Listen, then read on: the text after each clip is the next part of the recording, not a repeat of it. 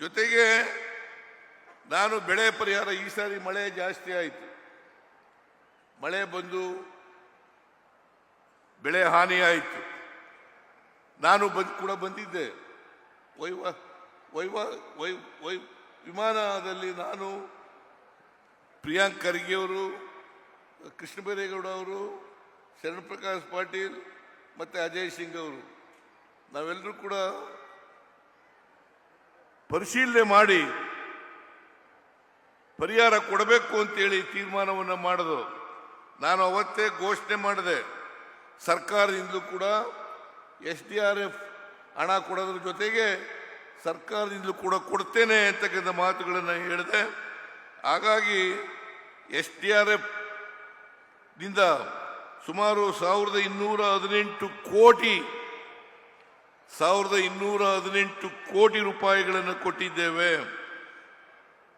ಸರ್ಕಾರದಿಂದ ಹೆಚ್ಚುವರಿಯಾಗಿ 1031 ಕೋಟಿ ರೂಪಾಯಿಗಳನ್ನು ಕೊಟ್ಟಿದ್ದೇವೆ. ಒಟ್ಟು ರಾಜ್ಯದಲ್ಲಿ ಹಾನಿಗೊಳಗಾದಂಥ ರೈತರು 14,21,000. ಕಲ್ಯಾಣ ಕರ್ನಾಟಕ ಒಂದರಲ್ಲೇ 7,21,786 ರೈತರು 7,21,786 ರೈತರು ಹಾನಿಗೊಳಗಾದರು. ಆದರೆ ನಾವು ಕೊಟ್ಟಂತ ಹಣ 1,072 ಕೋಟಿ ರೂಪಾಯಿ.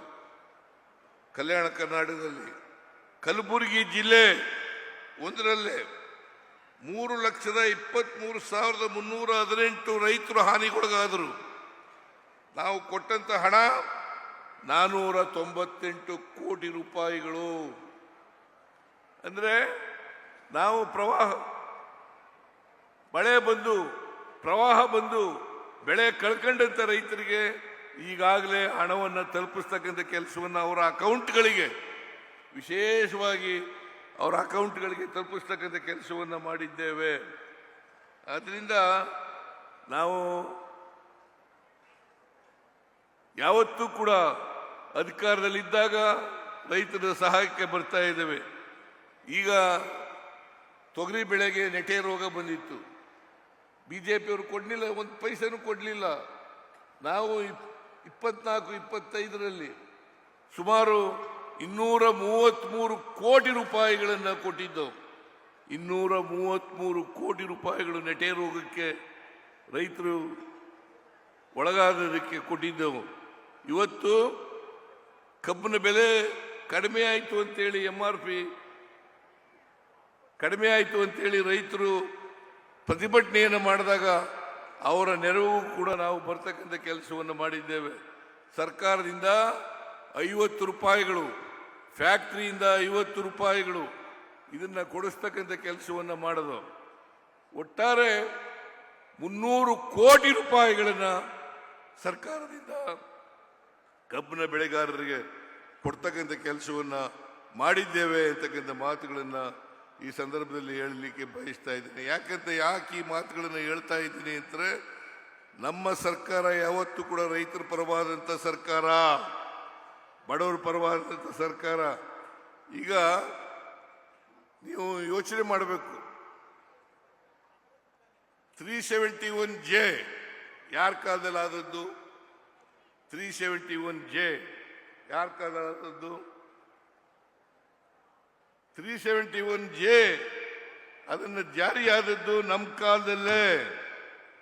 ಕೇಂದ್ರದಲ್ಲಿ ಮನಮೋಹನ್ ಸಿಂಗ್ರವರು ಪ್ರಧಾನಮಂತ್ರಿ ಆಗಿರುವಾಗ ಮಲ್ಲಿಕಾರ್ಜುನ ಖರ್ಗೆ ಅವರು, ಧರ್ಮಸಿಂಗ್ ಅವರು ಒತ್ತಾಯ ಮಾಡಿ ಕೇಂದ್ರ ಸರ್ಕಾರದ ಮೇಲೆ ಒತ್ತಡವನ್ನು ಹೇರಿ ಶ್ರೀಮತಿ ಸೋನಿಯಾ ಗಾಂಧಿ ಅವರು ಮನವೊಲಿಸಿ 371J ಸಂವಿಧಾನಕ್ಕೆ ತಿದ್ದುಪಡಿಯನ್ನು ಮಾಡ್ತಕ್ಕಂಥ ಕೆಲಸವನ್ನು ಮಾಡಿದ್ರು. ಇಲ್ಲದೆ ಹೋಗಿದ್ರೆ 371J ಆಯ್ತಿರ್ಲಿಲ್ಲ. 6 ವರ್ಷ ಅಧಿಕಾರದಲ್ಲಿದ್ದಂಥ ಬಿಜೆಪಿಯವರು, ಕೇಂದ್ರದಲ್ಲಿ ಅಧಿಕಾರದಲ್ಲಿದ್ದಂಥ ಬಿಜೆಪಿಯವರು, ಅವರು ಇದನ್ನ 371J ಮಾಡಲಿಲ್ಲ. ಅವತ್ತು ಕೂಡ ಹೋರಾಟ ನಡೀತಾ ಇತ್ತು ಈ ಭಾಗದಲ್ಲಿ.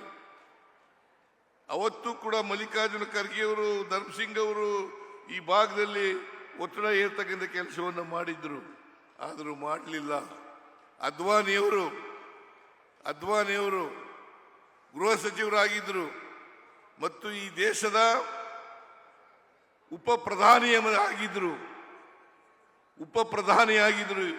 ಇದನ್ನ ತಾವೆಲ್ಲರೂ ಕೂಡ ಜ್ಞಾಪಕ ಇಟ್ಕೋಬೇಕು ಅಂತೇಳಿ ನಿಮ್ಮಲ್ಲಿ ಕಳಕಳಿಯ ಮನವಿಯನ್ನು ಮಾಡ್ತೇನೆ. 371J SM ಕೃಷ್ಣ ಅವರು ಮುಖ್ಯಮಂತ್ರಿ ಆಗಿರುವಾಗ ಪತ್ರ ಬರೆದಿದ್ರು ಕೇಂದ್ರ ಸರ್ಕಾರಕ್ಕೆ. ವಾಜಪೇಯಿ ಅವರು ಪ್ರಧಾನಮಂತ್ರಿ, ಅದ್ವಾನಿಯವರು ಉಪ ಪ್ರಧಾನಿ. ಆಗ ಪತ್ರ ಬರೆದಾಗ SM ಕೃಷ್ಣ ಅವರಿಗೆ ಉತ್ತರ ಕೊಟ್ಟದ್ದು ಏನಪ್ಪಾ ಅಂತಂದ್ರೆ, ಇದನ್ನ ಮಾಡಲಿಕ್ಕೆ ಸಾಧ್ಯ ಇಲ್ಲ. ಇವತ್ತು ನನ್ನ ಹತ್ರ ಕಾಪಿ ಇದೆ. ಅದ್ವಾನಿಯವರು, ನೀವು ಇದನ್ನ ಅರ್ಥ ಮಾಡ್ಕೋಬೇಕು. ಬಿಜೆಪಿಯ ಉಪ ಪ್ರಧಾನಿ ಲಾಲ್ ಕೃಷ್ಣ ಅದ್ವಾನಿಯವರು 371J ಮಾಡಲಿಕ್ಕೆ ಸಾಧ್ಯ ಇಲ್ಲ. ಆದರೆ ಮನಮೋಹನ್ ಸಿಂಗ್ರವ್ರ ಮೇಲೆ ಒತ್ತಡ ಹಾಕಿ ಮಾನ್ಯ ಖರ್ಗೆಯವರು ಇದನ್ನ ಮಾಡಿಸ್ತಕ್ಕಂಥ ಕೆಲಸವನ್ನು ಮಾಡಿದ್ರು. ಇದು ಮಾಡೋದ್ರಿಂದ ಇವತ್ತು ಕಲ್ಯಾಣ ಕರ್ನಾಟಕ ಅಭಿವೃದ್ಧಿ ಮಂಡಳಿ ಆಗಲಿಕ್ಕೆ ಸಾಧ್ಯ ಆಗಿದೆ. ನಾನು 23, 24, 25, 25, 26 ಈ 3 ವರ್ಷಗಳಲ್ಲಿ 13,000 ಕೋಟಿ ರೂಪಾಯಿಗಳನ್ನು ಕೊಟ್ಟಿದ್ದೇನೆ. 13,000 ಕೋಟಿ ರೂಪಾಯಿಗಳನ್ನು ಕೊಟ್ಟಿದ್ದೇನೆ.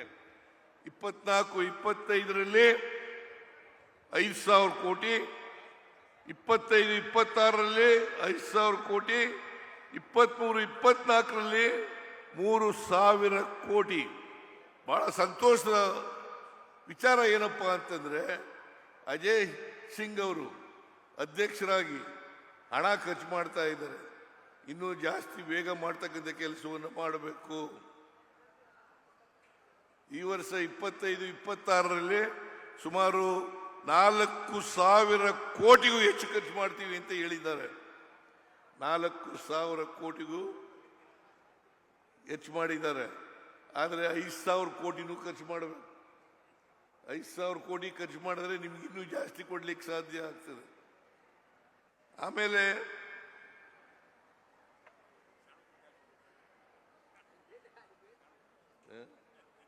ಯಾರು ಬರ್ಕೊಟ್ಟರು? ನೀನ್ ಯಾಕೆ ಕೊಟ್ಟೆ? ಲೇಟ್ ಆಗುತ್ತೆ ಅನ್ನೋದು ಗೊತ್ತಿತ್ತು ನನಗೆ.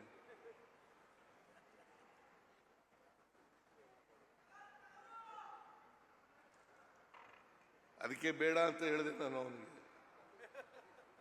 ಬೇಡ, ಸ್ಟೇಡಿಯಂನಲ್ಲಿ ಮಾಡೋದು ಬೇಡ ಅಂತ ಹೇಳಿದೆ ನಾನು.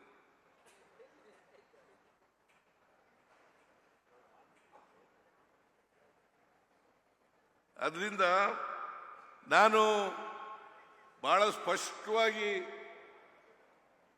ಅಜಯ್ ಸಿಂಗ್ ಅವ್ರಿಗೆ ಹೇಳಿದ್ದೇನೆ, ಶಿಕ್ಷಣಕ್ಕೆ, ಆರೋಗ್ಯಕ್ಕೆ ಹೆಚ್ಚು ಒತ್ತು ಕೊಡಬೇಕು.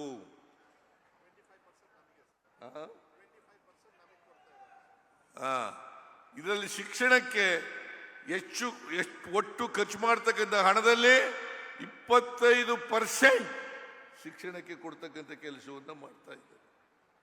ಅದಕ್ಕೋಸ್ಕರನೇ ಇವತ್ತು 300 ಕರ್ನಾಟಕ ಪಬ್ಲಿಕ್ ಶಾಲೆಗಳನ್ನು ಅಡಿಗಲ್ಲಾಗ್ತಾ ಇರ್ತಕ್ಕಂಥದ್ದು. ಒಟ್ಟು ರಾಜ್ಯದಲ್ಲಿ 900 ಕರ್ನಾಟಕ ಪಬ್ಲಿಕ್ ಶಾಲೆಗಳು ಅಡಿಗಲ್ಲು ಹಾಕಿದ್ರೆ ಅದರಲ್ಲಿ ಮಂಜೂರಾಗಿರ್ತಕ್ಕಂಥದ್ದು ಹೈದರಾಬಾದ್ ಕಲ್ಯಾಣ ಕರ್ನಾಟಕದಲ್ಲಿ 300.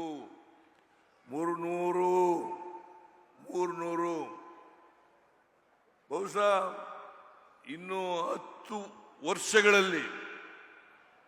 ವರ್ಷಗಳಲ್ಲಿ ಕಲ್ಯಾಣ ಕರ್ನಾಟಕದಲ್ಲಿ ಅಸಮಾನತೆ ಹೋಗಿ ಸಮಾನತೆಗೆ ಬರ್ತಾರೆ ಅಂತಕ್ಕಂಥ ವಿಶ್ವಾಸ ನನಗಿದೆ, ನಂಬಿಕೆ ನನಗಿದೆ. ಅದನ್ನು ನೀವು ಮಾಡಬೇಕು. ಅದರಿಂದ ಈ ಬಿಜೆಪಿಯವರು ಇದಾರಲ್ಲ, ಬರೀ ಬೊಗಳೆ ದಾಸರು, ಸುಳ್ಳು ಹೇಳೋದು, ಅಪಪ್ರಚಾರ ಮಾಡೋದು, ಸುಳ್ಳು ಆರೋಪಗಳನ್ನು ಮಾಡೋದು, ಅದನ್ನು ಬಿಟ್ಟರೆ ಬೇರೆ ಏನು ಮಾಡಲ್ಲ. ಅದಕ್ಕೋಸ್ಕರ ನಿಮ್ಮ ಆಶೀರ್ವಾದ ಯಾವಾಗಲೂ ಕೂಡ ಕಾಂಗ್ರೆಸ್ ಜೊತೆ ಇರಬೇಕು. ಇರ್ತದೆ ಅಲ್ವಾ?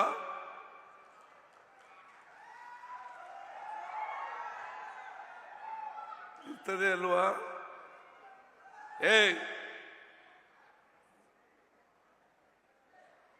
ಹೇಳ್ರಿ.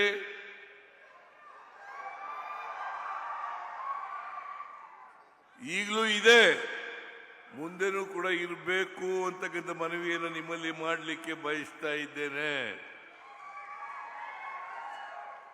ಅದರಿಂದ 371J ಇವತ್ತು ಆಗಿದ್ರೆ ಅದಕ್ಕೆ ಕಾರಣ ಮಲ್ಲಿಕಾರ್ಜುನ ಖರ್ಗೆ ಅವರು, ಧರ್ಮಸಿಂಗ್ ಅವರು ಕಾರಣ ಅಂತಕ್ಕಂಥ ಮಾತುಗಳನ್ನು ಹೇಳಲಿಕ್ಕೆ ಬಯಸ್ತೇನೆ. ಇದಕ್ಕೆ ಕಾಂಗ್ರೆಸ್ನ ನಾಯಕರು ಕಾರಣ ಅಂತಕ್ಕಂಥ ಮಾತುಗಳನ್ನು ಈ ಸಂದರ್ಭದಲ್ಲಿ ಹೇಳಲಿಕ್ಕೆ ಬಯಸ್ತಾ ಇದೆ. ಬಿಜೆಪಿಯವ್ರದ್ದು ಪಾತ್ರ ಇಲ್ಲ, ಬಿಜೆಪಿಯವರು ಪಾತ್ರ ಇಲ್ಲ. ದಯಮಾಡಿ ಇದನ್ನು ಅರ್ಥ ಮಾಡ್ಕೋಬೇಕು ಅಂತಕ್ಕಂಥ ಮಾತುಗಳನ್ನು ಹೇಳಲಿಕ್ಕೆ ಬಯಸ್ತಾ ಇದ್ದೇನೆ. ನಾವು ರಾಜ್ಯದಲ್ಲಿ ಅಸಮಾನತೆಯನ್ನು ತೊಡೆದಾಕಬೇಕು ಅಂತ SM ಕೃಷ್ಣ ಅವರ ಕಾಲದಲ್ಲಿ ನಂಜುಂಡಪ್ಪನವರ ವರದಿ, ನಂಜುಂಡಪ್ಪನವರ ಆಯೋಗ ರಚನೆ ಆಗಿತ್ತು. ಅವರು ವರದಿ ಕೊಟ್ಟಿದ್ರು 2002ರಲ್ಲಿ. ವರದಿ ಕೊಟ್ಟ ಮೇಲೆ ಅವರು ಹೇಳಿದಂಥ ಶಿಫಾರಸುಗಳನ್ನೆಲ್ಲ ಜಾರಿ ಮಾಡಿದ್ದೀವಿ. ಈಗ ಗೋವಿಂದರಾವ್ ಅನ್ನೋರನ್ನ ನಂಜುಂಡಪ್ಪನವರ ವರದಿ ಎಷ್ಟು ಮಟ್ಟಿಗೆ ಜಾರಿಯಾಗಿದೆ, ಜಾರಿಯಾಗಿಲ್ಲ, ಅಸಮಾನತೆ ಇನ್ನೂ ರಾಜ್ಯದಲ್ಲಿ ಎಷ್ಟು ಮಟ್ಟಿಗೆ ಉಳಿದಿದೆ ಅಂತಕ್ಕಂಥದ್ದನ್ನು ಪತ್ತೆ ಹಚ್ಚಲಿಕ್ಕೋಸ್ಕರವಾಗಿ ಶ್ರೀ ಗೋವಿಂದರಾವ್ರವರ ಅಧ್ಯಕ್ಷತೆಯಲ್ಲಿ ನಾವು ಒಂದು ಸಮಿತಿಯನ್ನು ರಚನೆ ಮಾಡಿದ್ದೇವೆ. ಬಹುಶಃ ಅವರು ಈ ತಿಂಗಳು ಅಥವಾ ಮುಂದಿನ ತಿಂಗಳು ವರದಿಯನ್ನು ಕೊಡ್ತಾರೆ ಅಂತಕ್ಕಂಥ ವಿಶ್ವಾಸ ಇದೆ. ಅದು ಬಂದ ಮೇಲೆ ನಾವು ಅದನ್ನು ಜಾರಿ ಮಾಡ್ತಕ್ಕಂಥ ಕೆಲಸವನ್ನು ಮಾಡ್ತೇವೆ ಅಂತಕ್ಕಂಥ ಮಾತುಗಳನ್ನು ಹೇಳಿ, ಇವತ್ತು ಸಮಯ ಭಾಳ ಆಗಿದೆ, ಆದ್ದರಿಂದ ನಾನು ಹೆಚ್ಚು ಮಾತನಾಡಲಿಕ್ಕೆ ಹೋಗಲ್ಲ. ನೀವೆಲ್ಲರೂ ಕೂಡ ಹೇಗೆ 23ರಲ್ಲಿ ಆಶೀರ್ವಾದವನ್ನು ಮಾಡಿದ್ರೆ ಅದೇ ರೀತಿ ಮುಂದಿನ ಚುನಾವಣೆಯಲ್ಲೂ ಕೂಡ 2028ರ ಅಸೆಂಬ್ಲಿ ಚುನಾವಣೆಯಲ್ಲೂ ಕೂಡ, ಲೋಕಸಭಾ ಚುನಾವಣೆಯಲ್ಲೂ ಕೂಡ 29ರಲ್ಲಿ ನಡೀತದೆ. ದಯಮಾಡಿ ನಮಗೆ ಆಶೀರ್ವಾದವನ್ನು ಮಾಡಬೇಕು ಅಂತಕ್ಕಂಥ ಮಾತುಗಳನ್ನು ಹೇಳ್ತಾ ನಿಮ್ಮಲ್ಲಿ ಮನವಿ ಮಾಡಿ ನನ್ನ ಮಾತುಗಳನ್ನು ಮುಗಿಸ್ತೇನೆ. ಜೈ ಹಿಂದ್, ಜೈ ಕರ್ನಾಟಕ,